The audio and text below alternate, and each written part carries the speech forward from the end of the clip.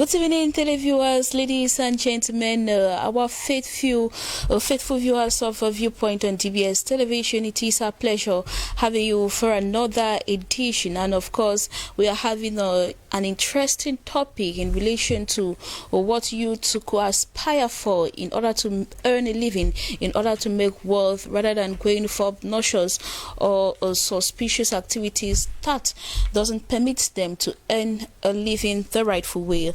And to discuss about this topic for a very long time, I think it is the first time this year that we are receiving him, Dr. Nick Ngwanyam.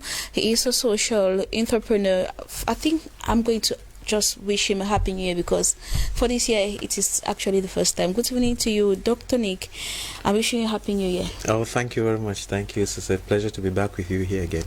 For a long time we've not had you, given that the end of year was very busy with some activities. Yes, it was pretty busy, and we're busy doing a lot of things, but it's important that we continue with this public education. It's very, very important, especially given the topic of today. We need to start somewhere. We need to start somewhere. Vanessa, good evening and welcome. Good evening, Vanessa. Good evening to our viewers watching us.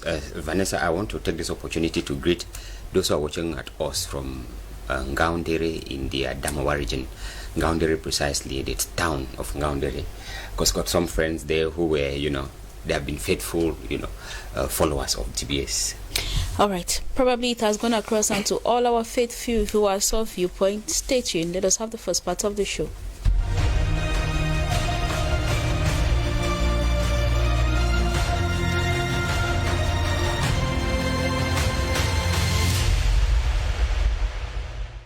If you are just joining us, it is Viewpoint on DBS Television. In the first question, Cameroonians have failed to invest in agriculture. Any reason for this?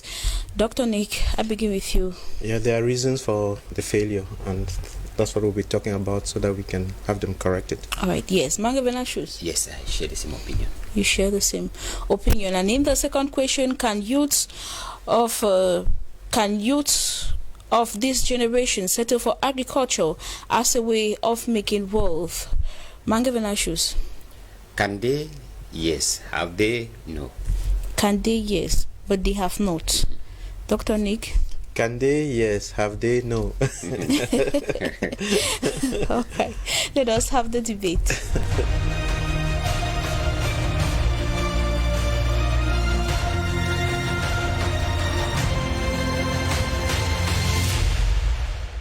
Cameroonians have failed to invest in agriculture. Any reason for this? Dr. Nick, once more, you're welcome. And why do you think that they have failed to invest in agriculture, given that they do have probably all the opportunities available, and given our rich nature of our soils? Why do they still find it or feel reluctant to engage into the agriculture? I took quite some time to think about the subject, and I didn't start thinking about it today. And I must tell you that I was born in an agricultural background, and when I was very young, I was happily engaged in agriculture. And even though I'm a medical doctor today, when I was in secondary school, I wanted to be one of three things. One of them was an agric officer. And when I talk of agric officer, I had this in my mindset, these this agricultural, these farms in America where you have corn going that way, soya bean that way, cattle that way, sheep that way, chicken all over the whole place. That was my impression of agriculture. And when I started school in JMB Sindhu, 1970, before transferring to CPC Bali, and they had this club in school. It was an agricultural club. It was called the 5C Club, where people were taught agriculture, and they were showed a couple of things in agriculture. And I remember having the best bed where I grew lettuces and a couple of tomatoes and other things, and I would sell the produce to our American teachers who were there at the time. So these things stuck in my mind, okay? Mm-hmm. And agriculture for me is a way of life. You don't even have to think about it. And so when you ask the question, why is it so that we don't have agriculture as a way of life amongst our youth and people? The problem, if we want to understand the problem, there's another part in the Bible where, when the Israelites crossed from, when they crossed into Where did they cross again? To the promised land. Into the promised land.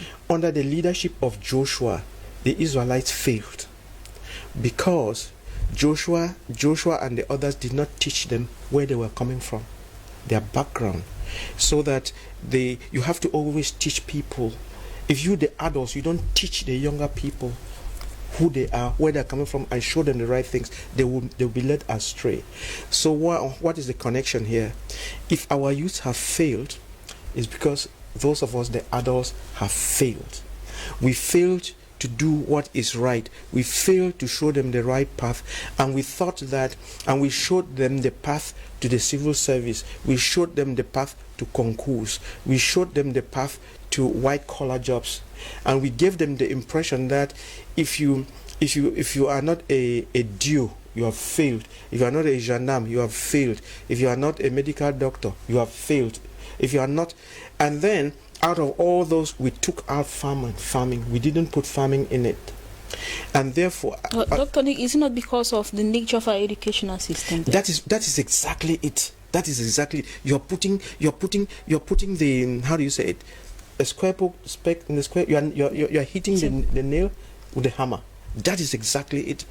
So if you want me to explain that, let me just step back a little bit.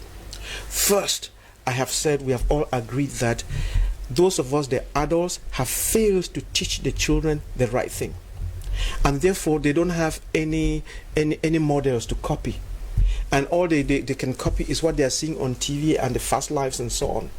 And we have given them the impression that farming is dirty, farming is for poor people, farming is for people who have failed. We have given them the wrong mental ideas, and we have sold them hot air, we've sold them cheap stuff, and we sold them corruption, and they are lost. So we are dealing with a youth and a people who are completely lost. Now, and we fail to show them that someone like Baba Dangote, Baba Danpolo, the owner of this TV station, we fail to show them the background of Baba Danpolo as a farmer, a great farmer who is one of the richest persons in Cameroon. We fail to show that picture. We fail to tell people that Dangote, though you might see him in his cement and so on, and his trucks all over, you fail to tell people that he is into agriculture a lot, and that's where he started, and he's feeding people, and now he's taking over the growing of rice in Nigeria. We fail to give children the right thing. We fail to tell people that though America is a great place, and that if you were to take out agriculture, America will collapse. We fail to give them these pictures, and therefore we are deceiving ourselves. Now back to the education. Let us understand the place of let's understand the place of education. I was coming to the studio. I failed to bring a wheel. Now imagine. Do you know this sign for Mercedes? On the Mercedes car. Mercedes car. It's a round sign with circle with three something like star. No, it's not something a star. like an M, but it's not. No, the emblem, it has 3 arms to it, one, like that. So keep that in mind. If you keep that in mind, then you get what I'm saying. One of those. So the ring like is important. That is divided into 3 sectors. Correct, and then in each of those sectors, in one of the sectors, put politics. In the other sector, put development. And then the third sector, put economics. So we have, these are the 2 most important things. We have politics, which defines policies, and then we have economics, which is about goods and services, and is about money, how you create wealth and opportunities. Affaire cap, affaire très sérieux.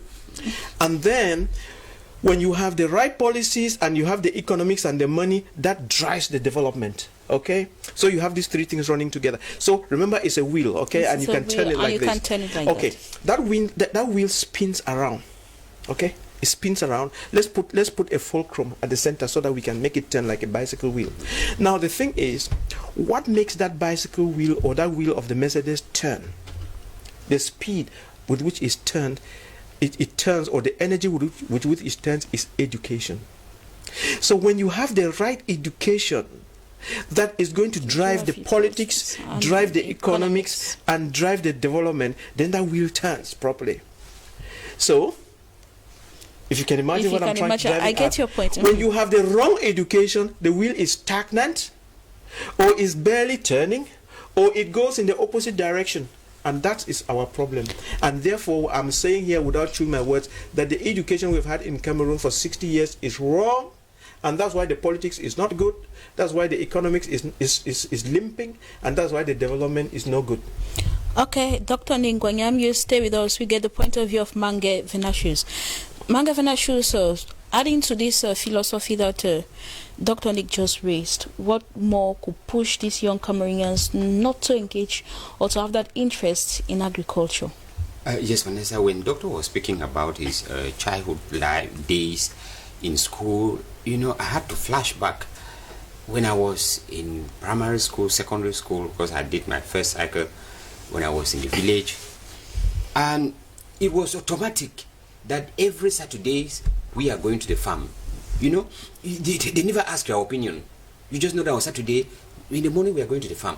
Unfortunately, maybe for some of us, or for me, my secondary school is just behind our compound, so there was no way I can even play tricks to say that we have a class on Saturday. It's just because how would I have a class on Saturday and then the house is just beside the school? So automatically Saturday we are going to the farm. When I had to get disconnected from the village, when I now look at my palms, I think to ask myself, what can I show my children?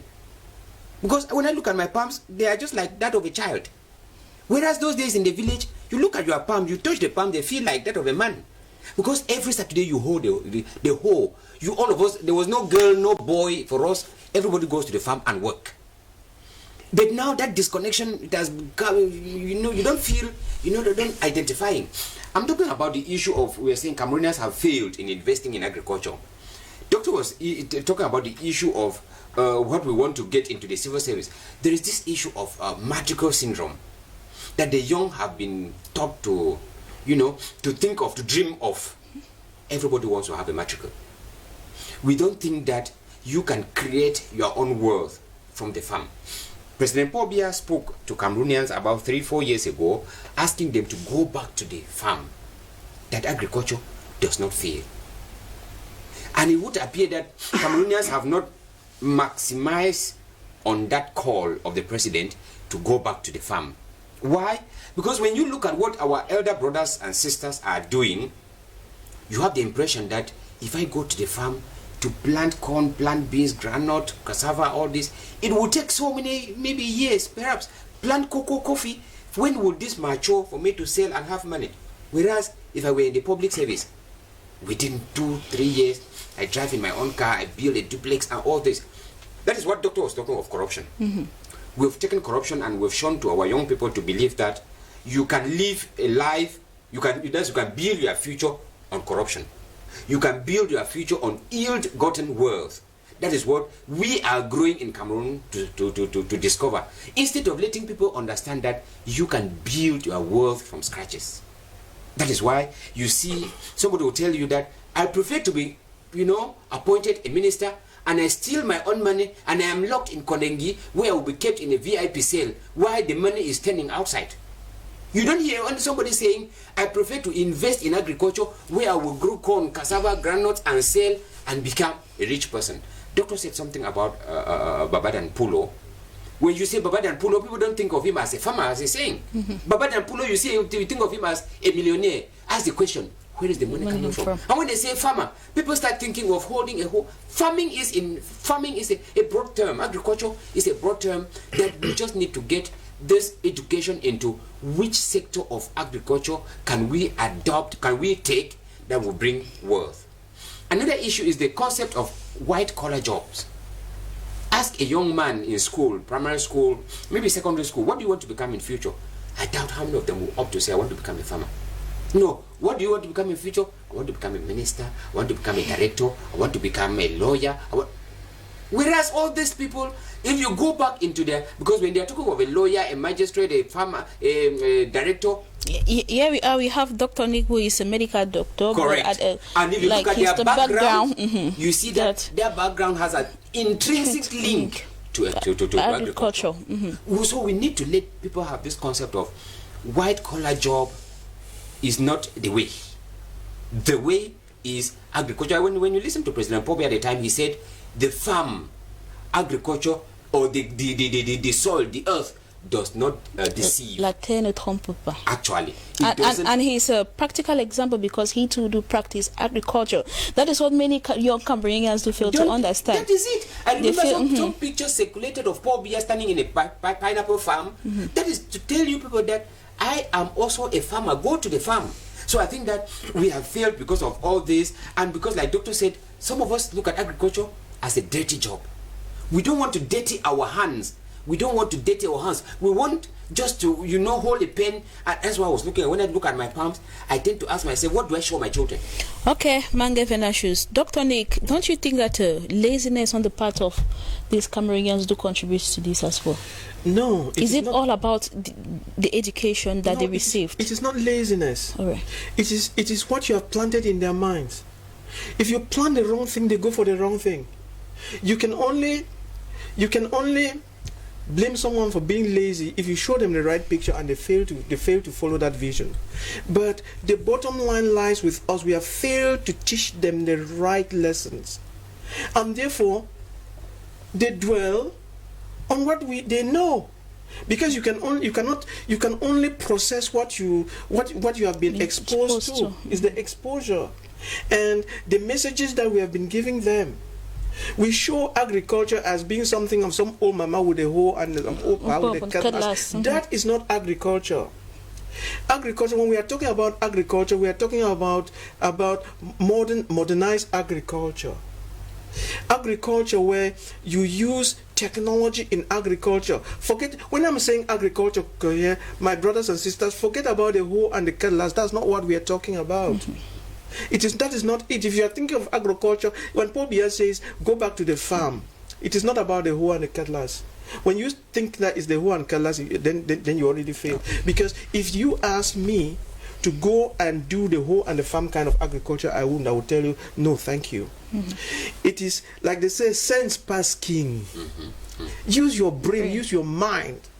And what you can do with machines, you don't need to do with your physical energy.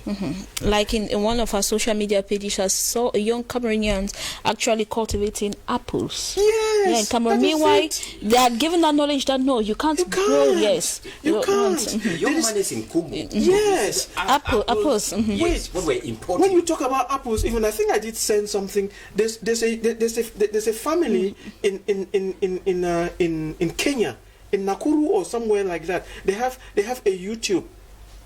Their father was growing apples. Yes. They had a wild variety of apples. I'm sure you saw it. I saw it. Yes.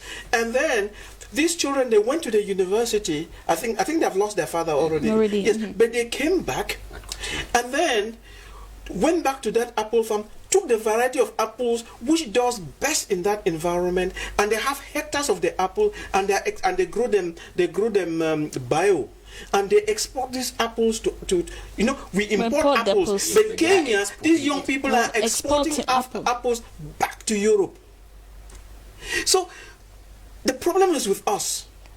The Chinese have come here and gone somewhere in the east there and taken our land, the best lands, and are cultivating rice and are sending this rice back to China. And then we are here importing their own rice. It tells you the rice can be grown here.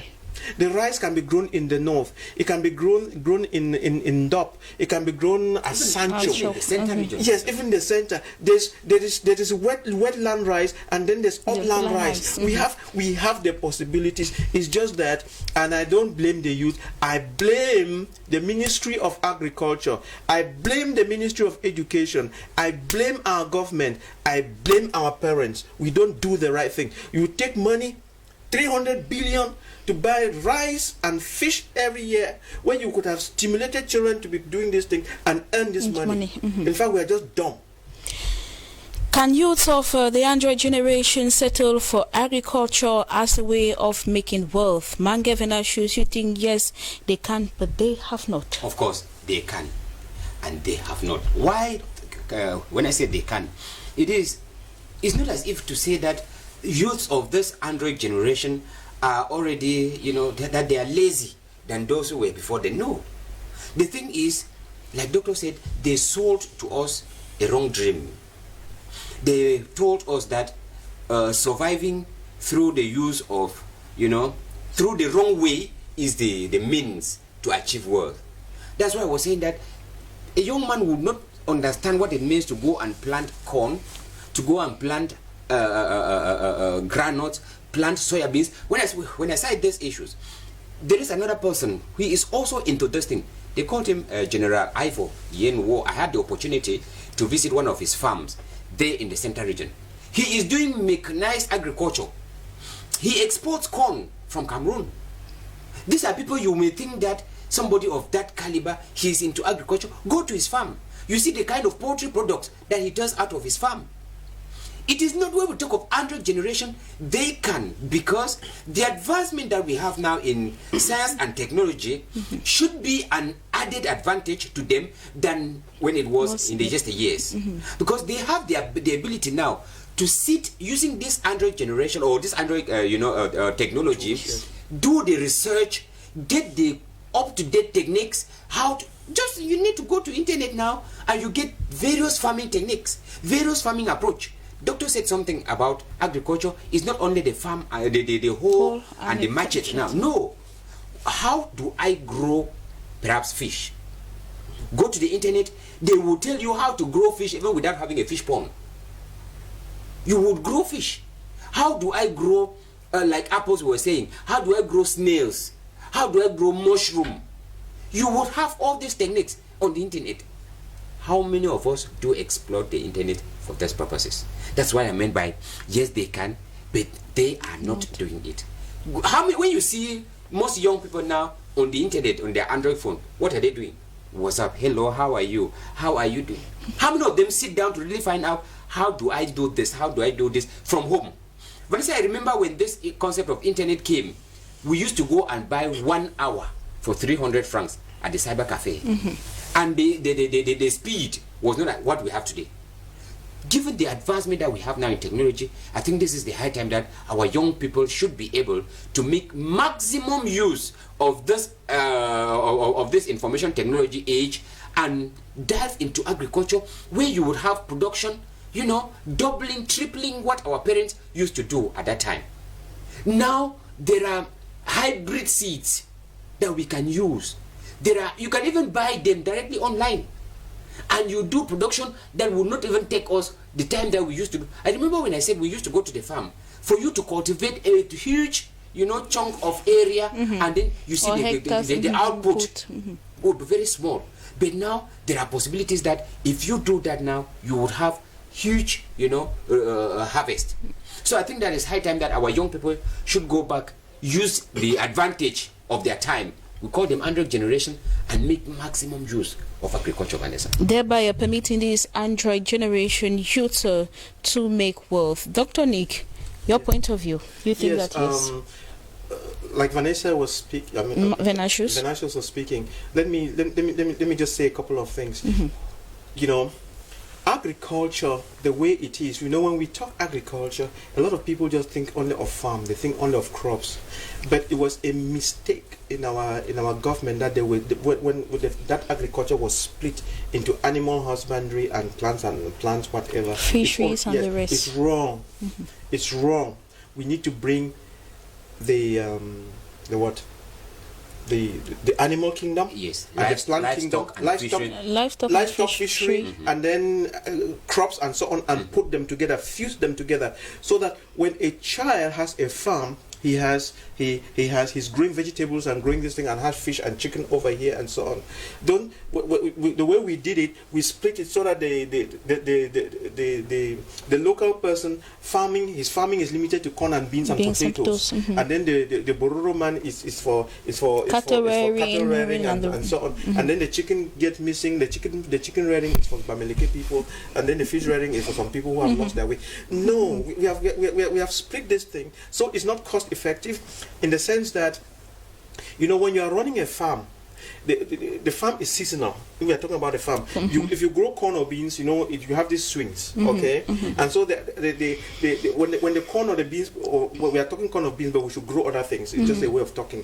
When that thing produces, you get money. But if everybody is producing the same thing at the same time, the prices come, they crash.